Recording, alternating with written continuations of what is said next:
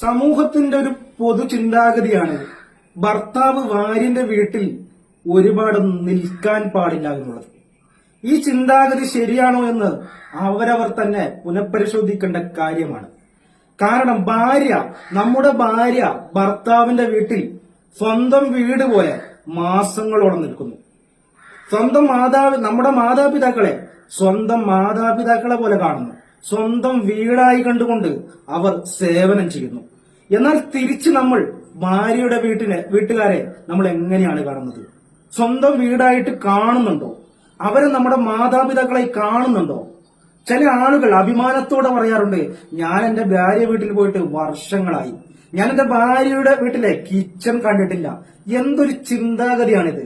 അതിന്റെ അർത്ഥം നിങ്ങൾ ഭാര്യ വീട്ടുകാരെ മറ്റൊരു കണ്ണുകൊണ്ട് കാണുന്നു എന്നുള്ളതാണ്.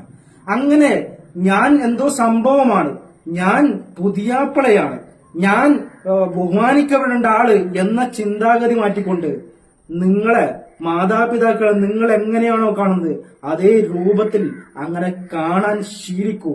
എന്റെ യുവാക്കളെ, നിങ്ങളുടെ സാന്നിധ്യം അവരാഗ്രഹിക്കുന്നുണ്ട്. നിങ്ങളെ നന്നായി ഒന്ന് സൽക്കരിക്കാൻ അവരാഗ്രഹിക്കുന്നുണ്ട്. എന്തിനാണ് ഈ ഈഗോ കാണിക്കുന്നത്? ചെറിയൊരു ജീവിതം മാത്രമേ നമുക്കുള്ളൂ. നമുക്ക് ഭാര്യ വീടും നമ്മുടെ വീടും ഒരുപോലെ കണ്ടുകൊണ്ട് സന്തോഷത്തോടെ ജീവിച്ചുകൂടെ?